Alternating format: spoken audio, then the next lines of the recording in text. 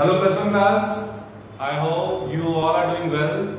और आप सबने chapter number 1 that is some basic concepts of chemistry बहुत अच्छे से समझ लिया होगा।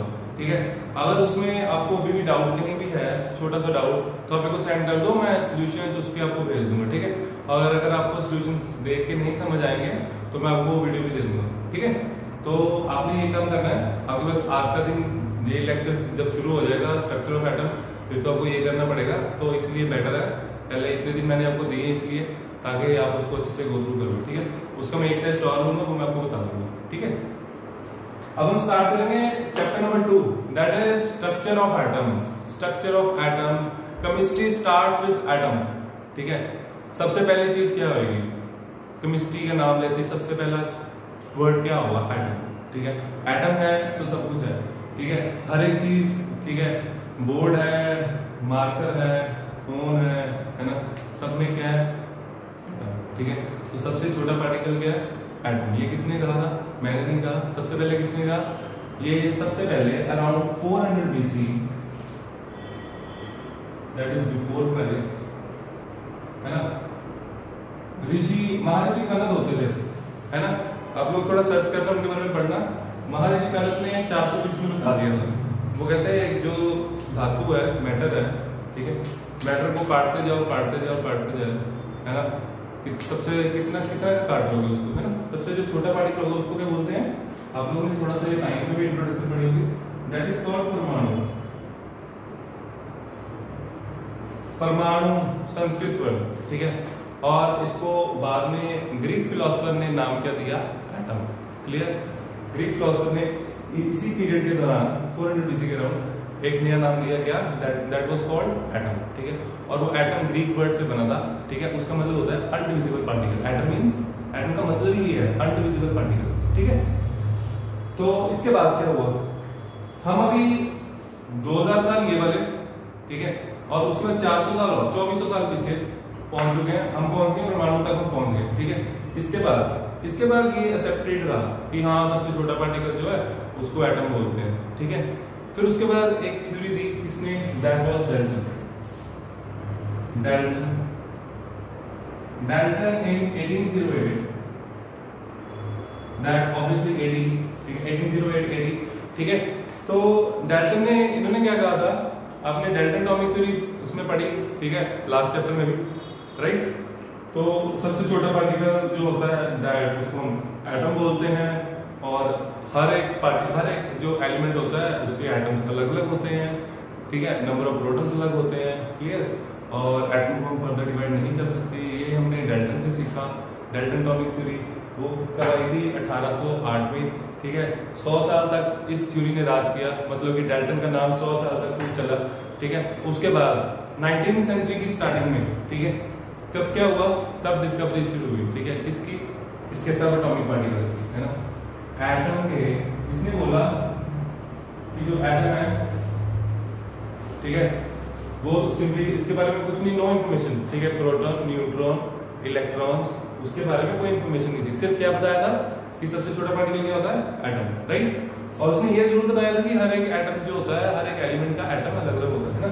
तो ये इसने बता दिया। उसके बाद 19वीं सेंचुरी, राइट, 19वीं सेंचुरी की स्टार्टिंग में डिस्कवरी शुरू हुई। ठीक है, रेवोल्यूशनरी सेंचुरी थी वो हमारी। ठीक है, तो उसमें क्या हुआ, उसमें हमारे पास इसके जो एक्सपेरिमेंट्स हुए, पहले मॉडल दिया थॉमसन ने। थॉमसन कहता कि एटम न्यूट्रल होता है। आप लोगों ने देखो, मैटर के पास चार्ज होता है, ये हमें बहुत साल पहले पता है। जब ये थ्योरी परमाणु बताया था तब का हमें पता कि जो मैटर होता है उसके ऊपर चार्ज होता है। ठीक है, हम रब करते हैं ग्लास बोर्ड को, तो आपने देखा होगा क्या होता है, वो अट्रैक्ट करता है। ठीक है, पेपर पीस को अट्रैक्ट करता है, तो उसके बाद उसमें चार्ज जनरेट हो गया। वो कैसे रबिंग के साथ चार्ज जनरेट होता है आपको पता। ठीक है, तो इसका मतलब जो एटम होता है वो, उसमें क्या होता है, जो एलिमेंट होता है कोई भी, है ना, तो सबसे छोटा पार्टिकल क्या है, एटम। उसमें क्या है, दैट इज चार्ज। उसमें चार्ज है कोई, है ना, पॉजिटिव नेगेटिव कैसे है वो बाद में 19वीं सेंचुरी में पता लगा। चार्ज को डिस्कवर किया, पता पहले से था कि ऐसा जो एटम है वो न्यूट्रल नहीं है, सॉरी, मतलब कि उसमें ऐसा नहीं है कि कोई चार्ज ही नहीं है। हालांकि एटम न्यूट्रल होता है पॉजिटिव और नेगेटिव के साथ। ठीक है, लेकिन उसमें चार पार्टिकल होता है, ये हमें 19वीं सेंचुरी में आके पता लगा। कौन कौन सा पार्टिकल होता है ना। तो 19वीं सेंचुरी में हमने डिस्कवर किया ये electron, neutron and proton. Clear? इन्हें हम बोलते हैं सब एटॉमिक पार्टिकल्स या फंडामेंटल पार्टिकल्स। क्या बोलते हैं? सब एटॉमिक पार्टिकल्स और फंडामेंटल पार्टिकल्स, ठीक है। और इनके मासेस क्या होते हैं, इनके ऊपर चार्ज क्या होता है, एक बार मैं आपको अभी बता रहा हूँ स्टार्टिंग में, एक बार हम आगे जाके टेबल बनाएंगे तब करेंगे, ठीक है। इलेक्ट्रॉन के ऊपर चार्ज क्या होता है, नेगेटिव, आपको पता है, ठीक है। माइनस साइन होता है। चार्ज की वैल्यू कितनी होती है ये भी आपको थोड़ा बहुत याद होगा, है ना। पहले मास लिखते हैं, मास ऑफ इलेक्ट्रॉन। ये आपको लिखने की जरूरत नहीं है, इसके मैं आपको नोट्स भेजूंगा, ठीक है। आपको ये वाले जो लेक्चर्स होंगे धड़ाधड़ लेक्चर्स आपको सुनने हैं और नोट्स भेजूंगा, आपको मेरी थोड़ी सी हेल्प करनी है और नोट्स आपको खुद लिखने वहां से, ठीक है। जहां क्लियर नहीं होगा मेरे से पूछ लेना। Mass of electron 9.1 10⁻31 kg। Mass of neutron is approximately equal to mass of proton, ठीक है। Mass of neutron 1.67। मैं यहाँ पे डेसिमल्स की जगह छोड़ रहा हूँ, यहाँ पे थर्ड डेसिमल पे आके थोड़ा सा दर्द होता है। 10⁻⁻24 -27 kg -24 ग्राम्स, ठीक है। Proton, mass of proton again 1.67। यहाँ पे हम जगह छोड़ रहे हैं, यहाँ पे हम देख लेते हैं क्या है। और आपको ना बच्चे पेपर में अगर जैसे प्रोटॉन का कोई क्वेश्चन आता है, कितने प्रोटॉन्स का मास कितना होगा, जैसे भी आता है ना, तो उसमें आपको चाहे ये ले लो चाहे ये ले लो, 1.67 लेना बस। इसके आगे जो है हमें बॉदर नहीं करेगा, वो उससे आंसर वेरी नहीं करेगा, है ना। तो मैं आपको अच्छा एक वैल्यू एग्जैक्टली बता देता हूँ, ठीक है। वो आप लोग नोट्स में भी होगा, वहां से भी लिख लेना। Exact value is 1.6749। प्रोटॉन का 1.67262 और न्यूट्रॉन का 1.67493, ठीक है बच्चे। तो ये जो मैंने लिखा है, देखो अगर हम कैलकुलेशन में सारा लिखेंगे तो अप्रोक्सीमेटली सेम है, ठीक है। तो आंसर नियरली सेम आएगा, कैलकुलेट करके कभी भी देख सकते हैं। चलें आगे, ठीक है। आगे करते हैं। ये मैं रब कर रहा हूँ, ठीक है, इंट्रोडक्शन। और चार्ज की वैल्यू एक बार बता देता हूँ। चार्ज की वैल्यू कितनी होती है बोलो, घर बैठे बोलो। Charge 1.6 × 10⁻⁻19 coulomb. इलेक्ट्रिसिटी चैप्टर भी पढ़ा है ना, रब कर रहा हूँ। चार्ज को क्यू से रिप्रेजेंट कर रहे हैं, ये भी लिखना होगा, ठीक है।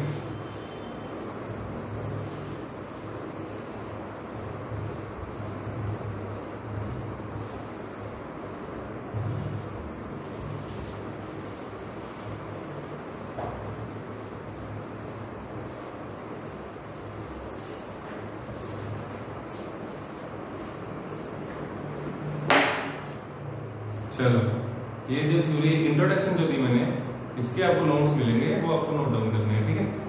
तो हमारा टाइम सेव होगा, हम सिलेबस लगाएंगे, ठीक है। चलो आगे चलते हैं।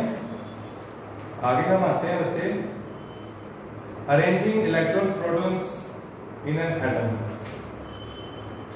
आप लोगों को भी लिखना नहीं है, वेट फॉर अ सेकंड।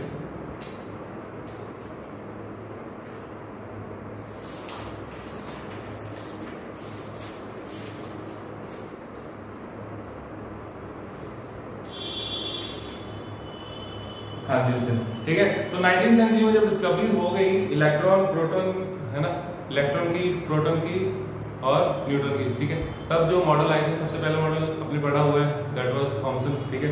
पहले करते हैं Thompson model of an atom.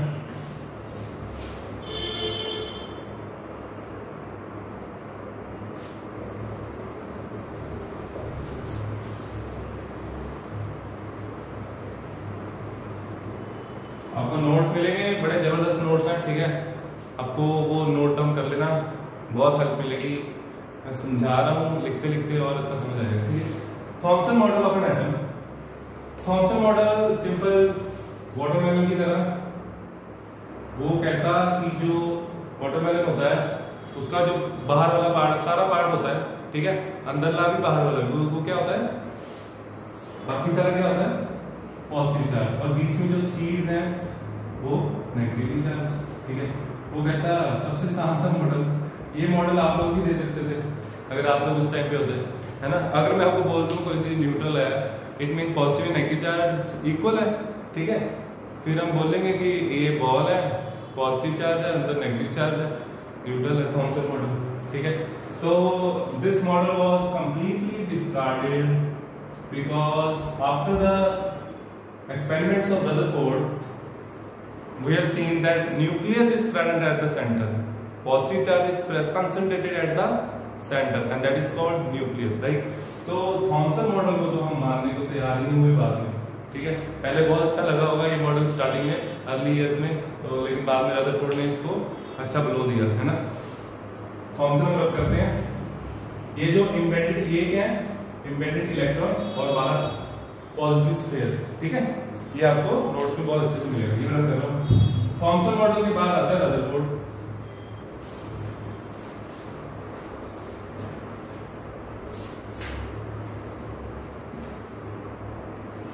Thompson के बाद बच्चे आता है रदरफोर्ड। रदरफोर्ड के लिए मैं एक छोटा सा डायग्राम बनाता हूं, ठीक है, वीडियो पॉज करके, और आप तक एक बार रिवाइज कर लो, ठीक है।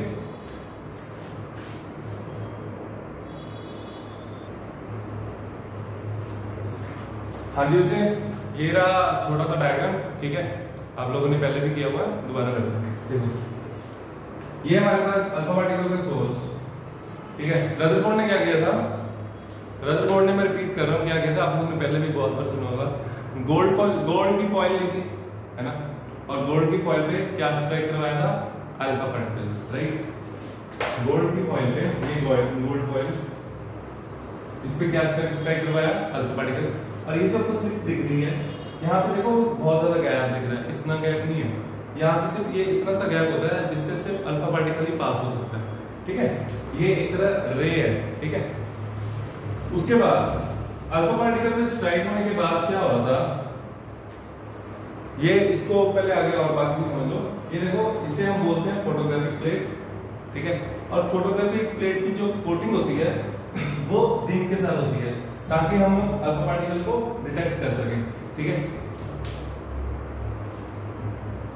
उसके बाद देखो, जब अल्फा पार्टिकल यहां से आएगा, अल्फा पार्टिकल सोर्स से अल्फा पार्टिकल गोल्ड फॉइल की तरफ आएगा, तो क्या होगा, गोल्ड फॉइल की तरफ जब आया तो हमने देखा या इस एरिया में बहुत ज्यादा लाइट्स थी, ठीक है, मतलब कि अल्फा पार्टिकल डिटेक्ट हो रहा था, ये वाले एरिया। ऐसा क्यों, ऐसा इसलिए, ठीक है, ज्यादातर पार्टिकल्स, इसका मतलब सीधे जा रहे हैं, डिफ्लेक्शन नहीं है, कम है डिफ्लेक्शन, ठीक है। और फिर उसके बाद हमने क्या देखा, बहुत कम पार्टिकल, वेरी फ्यू पार्टिकल्स या few alpha particles and very few alpha particles, ठीक है। जैसे जैसे हम, मतलब कि जो मेजर डिफ्लेक्शन है 90 डिग्री से ज्यादा, वो रेयर थी, ठीक है। और एक आपको पता है कि बैक डिफ्लेक्शन भी होती है 180 डिग्री पे, और वो बिल्कुल, वो कितनी थी, 20,000 में से एक, ठीक है। कुछ बुक्स में 12,000 भी लिखा हुआ है, ठीक है। मैं आपको जितने सोर्स मेरे को पता है, मैंने अभी तक 20,000 वाले को करेक्ट माना, ठीक है। तो 20,000, 1/20,000 जो होता है वो अल्फा पार्टिकल वापस चला जाता है, ठीक है। चलो, तो ये था आपका रदरफोर्ड का एक्सपेरिमेंट। इसके जो कंक्लूजन्स है, पहले ऑब्जर्वेशंस मैं आपको सारी रीड करके बता रहा हूँ, सारी ऑब्जर्वेशन नोट्स में लिखी हुई है, आप लोगों को नोट कर लेंगे, अब मैं समझा देता हूँ, ठीक है। तो ऑब्जर्वेशन में क्या है, most of the alpha particles do not deflect, they pass straight away, ठीक है। तो पहले ऑब्जर्वेशन मैंने बता दिया, most of the alpha particle pass through the gold foil undeflected, right. Second, a small fraction of alpha particles get deflected through small angles. Small angles पे जो deflection हुई वो थोड़ी कम थी, ठीक है। और जो बिल्कुल ही थोड़े ज्यादा एंगल में थी वो तो बिल्कुल ही नहीं थी, ठीक है। Third point, very few, about 1 in 20,000 did not pass through the foil at all but suffer large deflection more than 90 degree or even come back suffering after deflection of 180 degree. वो कहता 20,000 में से सिर्फ एक पार्टिकल ऐसा होता है जिसकी डिफ्लेक्शन 90 डिग्री से ज्यादा होती है, या वो अपना पाथ रीट्रेस करता है, ठीक है। इसको हम बोलेंगे पाथ अपना रीट्रेस करता है, वो ऐसे पार्टिकल्स बहुत कम थे। तो ये उसने ऑब्जर्व किया। अब जब वो ऑब्जर्व करेगा फिर उसके कंक्लूजन्स भी देगा, रिजल्ट्स, ठीक है। इससे उसने सीखा क्या, उसने क्या सीखा, इसको मैं रख कर देता हूं, ठीक है। फिर उसने क्या सीखा वो बताता हूं, ठीक है। आप लोग बताओ क्या सीखा रदरफोर्ड ने।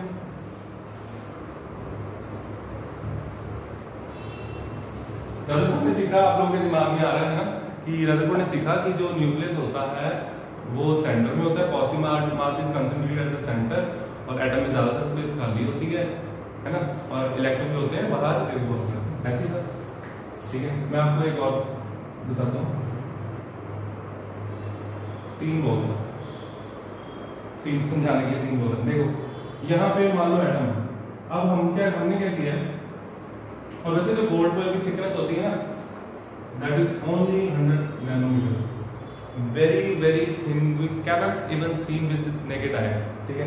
100 नैनोमीटर का साइज हम नेकेड आई के साथ नहीं देख सकते, ठीक है।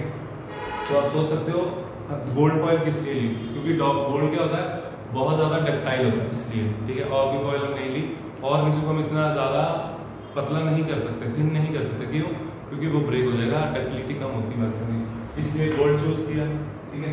गोल्ड की थिकनेस कितनी थी, 1000 नैनोमीटर, जो उसकी हमने जो गोल्ड फॉइल ली उसकी thickness that is only 100 nanometre, sorry, ठीक है। उसके बाद जब अल्फा पार्टिकल इधर आया, ये हम उसके एटम्स में चले गए, पहले हम गोल्ड फॉइल पे देख रहे थे, अब हमने माइक्रोस्कोपिक व्यू देख रहे हैं, ठीक है। तो उसने ऑब्जर्व किया स्ट्रेट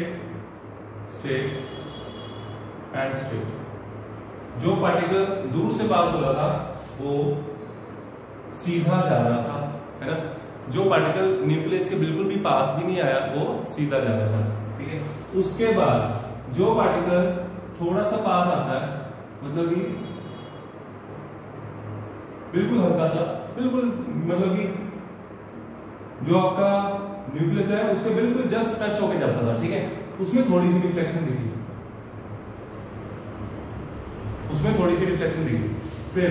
फिर वो जो हेड ऑन कोलिजन होते थे, ठीक है।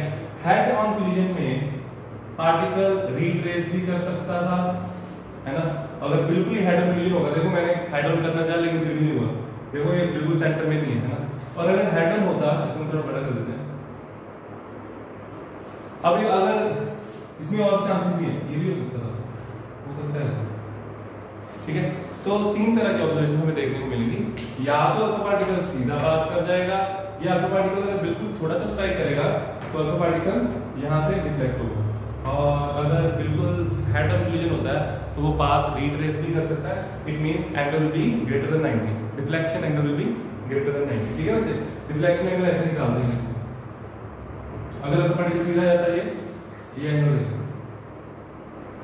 This angle is greater than 90, right. और अगर वापस ही चला गया तो पता है 180 का एंगल, ठीक है बच्चे।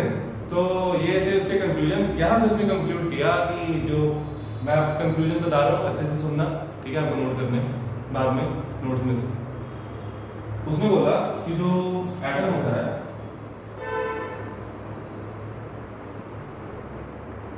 वो कहता है एटम होता है खाली, ठीक है, सारा एटम होता है खाली, कुछ नहीं होता, सिर्फ बीच में क्या होता है न्यूक्लियस, जहां पे क्या होता है पॉजिटिव चार्ज प्रोटॉन्स, और एक और चीज होती है, ऐसे बोला।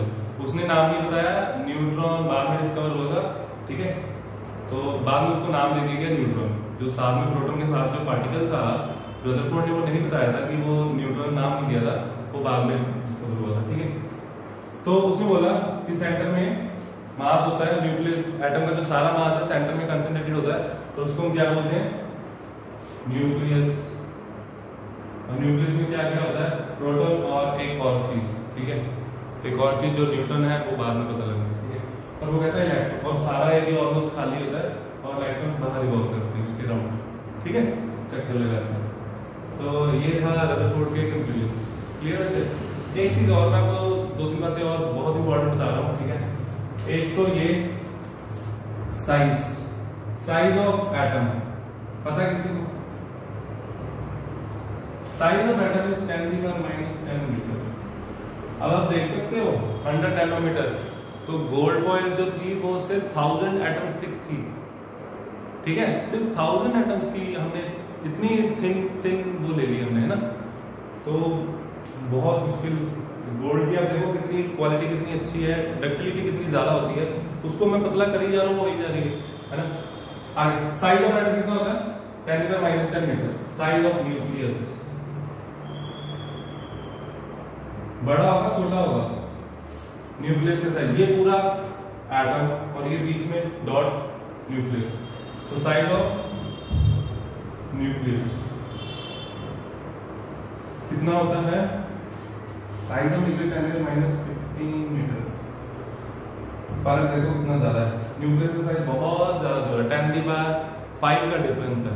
तो इसका मतलब ये हुआ, अगर मैं 5 किलोमीटर की रेडियस लूं, है ना, और उसमें सेंटर में मैं टेनिस बॉल रख दूं, तो ये है न्यूक्लियस।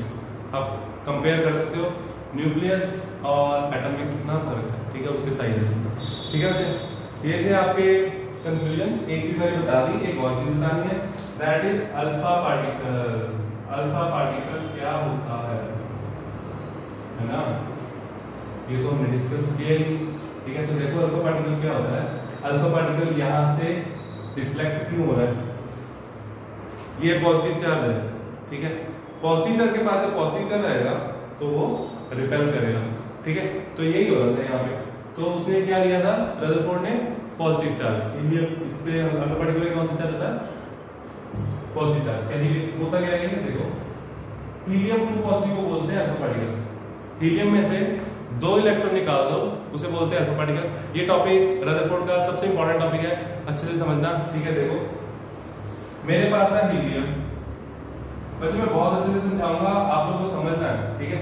देखो 2 प्रोटॉन होते हैं और चार्ज होता है इसका atomic mass, atomic number, atomic mass, ठीक है।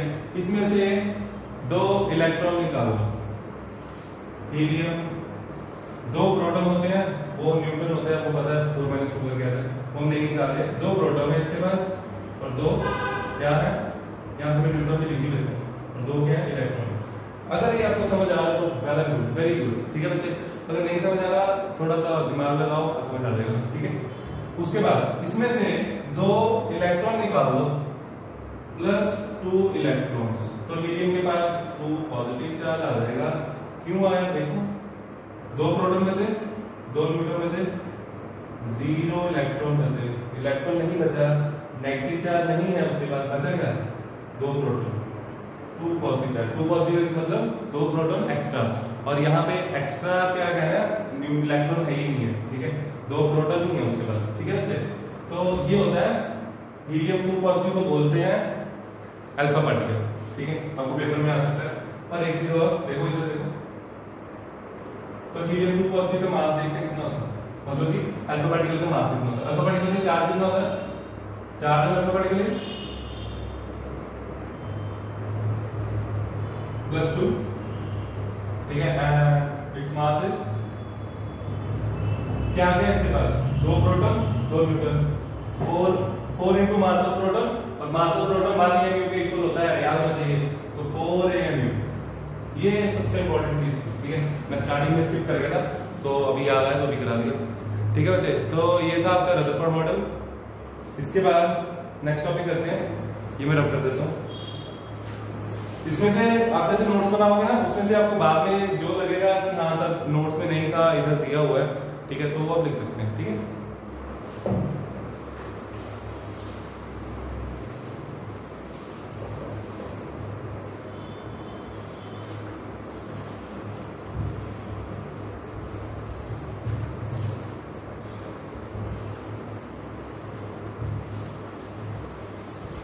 हाँ बच्चे, तो मॉडल्स हमारे हो गए। अब हमारा बचा बोहर मॉडल, को आगे जाके आएगा थोड़ा, ठीक है। उससे पहले हम थोड़े कंसेप्ट्स करेंगे। अगला जो टॉपिक है वो बहुत इजी टॉपिक है, that is atomic number, atomic mass, ठीक है। और उसके बाद आ जाएगा आइसोटोप्स, आइसोबार्स एंड आइसोटोन्स, ठीक है। ये आपको अभी सेकंड लेक्चर, आपको आज साथ के साथ 2 लेक्चर अपलोड हो गए, ठीक है, उसमें सेकंड लेक्चर में मिल जाएगा, ठीक है। ओके, ये आप लोग अच्छे से नोट बना लो। All the best.